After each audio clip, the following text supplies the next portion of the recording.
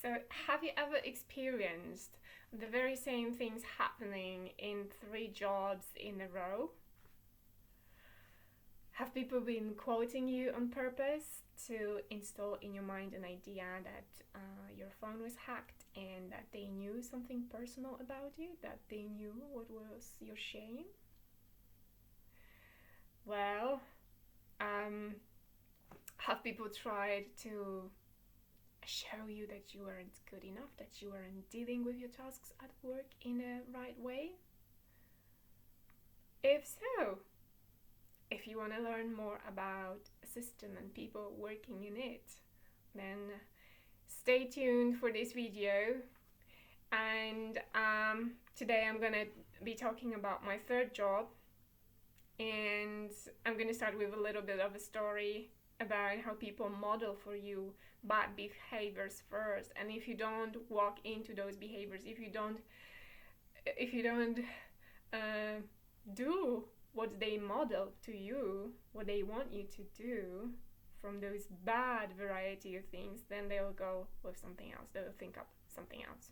So, in my first job, I was selling tickets for the boat, and my colleague Layla just, showed me her computer and her catalogs, and she started to work on her company in front of me together with, the use of computer and so on. And she was trying to sell me some girlish stuff like nail polish and some other cosmetics. And I was stunned.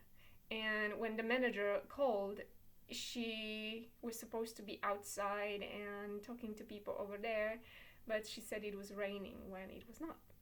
So she modeled for me, I believe. I didn't work on my computer at work, but I asked people, so can I study a little bit of Dutch when I'm actually working and there are no clients to buy tickets? Can I do that? Well, I asked questions and I asked a few people if that was possible.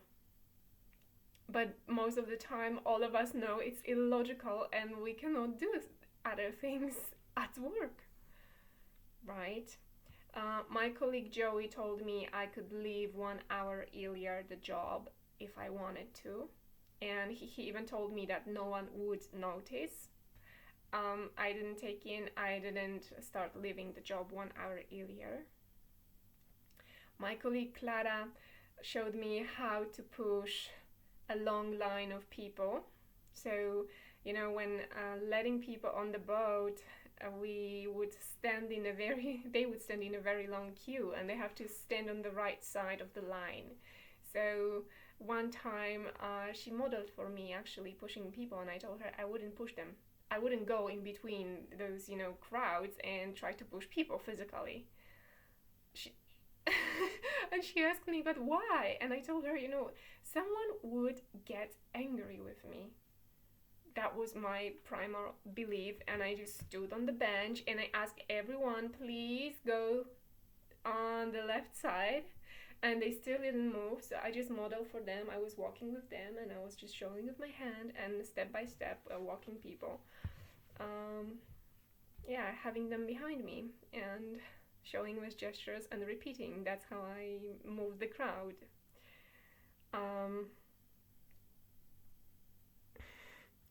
My colleague Clara also gave tickets to my friend Guido. There were some tickets that they didn't manage to sell, or they printed for the group, but they were useless. They were for not useless, but the person who ordered those tickets would not come back for those tickets. So Guido got the tickets and he was told he could go and sell them, and I believe that's modeling too. Right.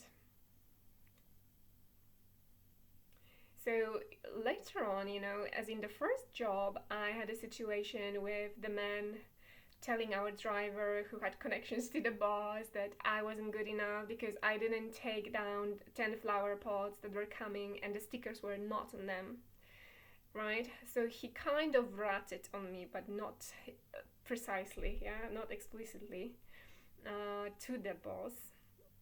So my friend Joey went to our manager and he told her that I didn't help him, I didn't say hi to him one day, and I told him to fuck off. And that was the truth, you know. But the thing is, people were quoting me, and I left my phone with no passwords. I left my phone charging in front of Joey, and I had a feeling it was Joey behind it, you know? So, therefore, the reaction where I actually wasn't screaming, you know, but I told him this not nice word finally. Um,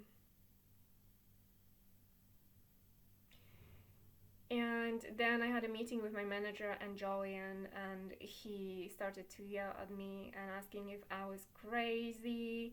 Then my manager told me that he was serious about this job, and it felt like, you know, that nobody saw my perspective, nobody understood me. So I wrote down for my manager, you know, how I believed, why I believed that people quoted me at work and why I believed I was hacked. So we had a conversation about it, and she actually looked like a person who believed me. She believed me because it was the truth, and and this is what I wrote. So you know, whenever I was selling the tickets and I had to use the bathroom, I would leave the bathroom, and Joey would come down the stairs from his working space outside where he had to, you know, attract customers. He would come down to my office and he would look at his phone and me, look at his phone and me. You know, if you have at least 3 times the same situation happening to you, that somebody comes down the stairs just to look at their phone and you, it feels like the phone that was hanging on you in the bathroom was the phone that was hacked, you know. And maybe it was, maybe it wasn't, but he acted that way, that it was, you know. He didn't ask me a question when he went down, he didn't take more flyers when he went down, he just did as much, looking at his phone and me. And I just left the bathroom. Thank you. And yes, I went to the bathroom with my phone. So for a long time I didn't know what was going on. I didn't have a clue that, you know, they could just go and hack my phone once again, right? But when I went to work in a different district of our, you know, services in a photo shop, then Cor told me that, you know, he asked me if I ever took a photo of myself because I had my cameras covered with a tape. My phone's camera covered with a tape. So therefore I felt a bit unsafe because of course I had taken those naked photos and my mind was right up to it, you know. And he also told me that he had his phone hacked too, but just once, which is very important because gypsy people, when they create circles, they want to be a recurring circle in your life. And he specified, but it happened to me just once, you know. And then he told me, he actually quoted my utterance and my date's utterance. So he told me if somebody wants to see me, and I told him, let them. And he said, let them. And that was the utterance of the person I met out. And we talked about Dutch windows.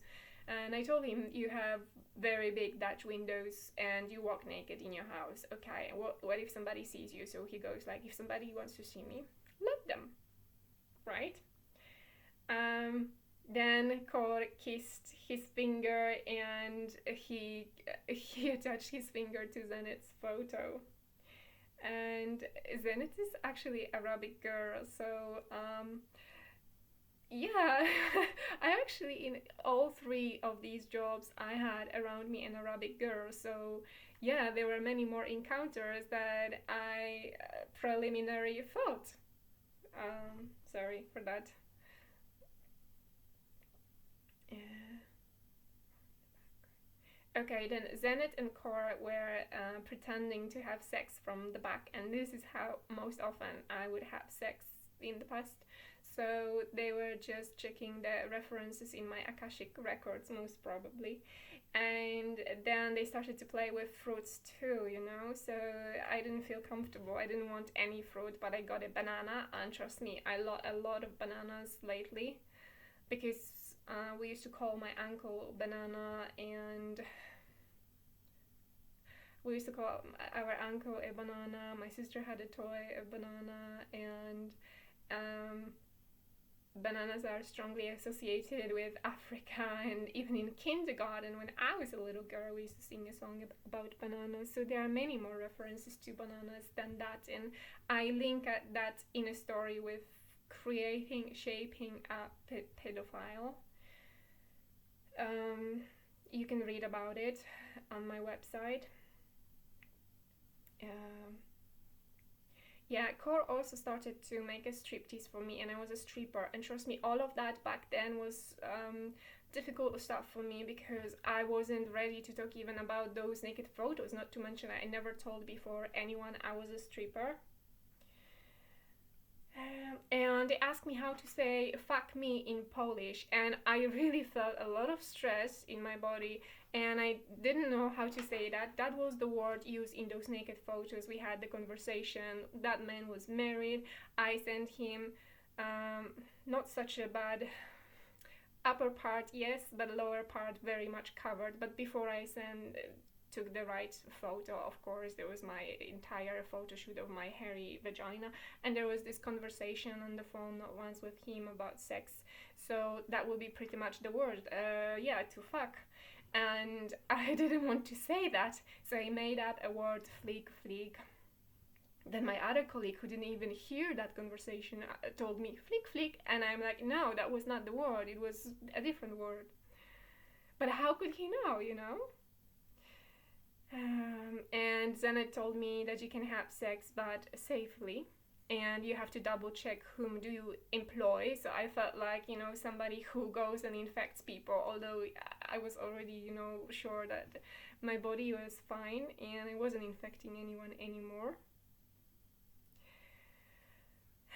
And she also mentioned, you know, I used to wear, instead of sanitary pads, I sometimes had to use a paper roll. And she also commented a lot about various types of women who use other things than sanitary pads. When I was asked out and I was asked for a phone number, then I learned that that person never gave out their phone number. So my friend Clara told me that he was a virgin. The other man wanted to take a photo of me in our photo shop, so then Clara told me he's gonna sit in front of that photo and, you know, go and masturbate. So there were a lot of references to photos, you know, to what I did with the sex conversation with that man who was supposed to come to me at night when being drunk. So I told all of that to my manager, and she actually believed me. She asked me what to do about it, and I told her, nothing, you won't, you know, fire anyone for me, right? But she turned on security cameras, and for just one moment, I don't know if it was 1 day or 1 hour, I felt like, oh, that's cool. But that was just the beginning of the story. So if you want to know more about the way people in the system work on you, how they frame you in various things, how they install some ideas and some beliefs that are not convenient for you, that's all in my book. It's a book about a lot of different aspects of life, but it's one, yeah, it's a very complex book, but I think it's a book that you should know. It's a book also about symbolism and gypsy magic, and mainly about the system. So drop me a line at lkinga788@gmail.com. If you want to buy my course, Amelia, you will find the link to the course in the description of this movie on my website, prosiaczek.weebly.com, and also on my Instagram account. So, talk to you soon, everyone, and thanks for watching. If you like this video, please hit the like button. If you like this video, please share it.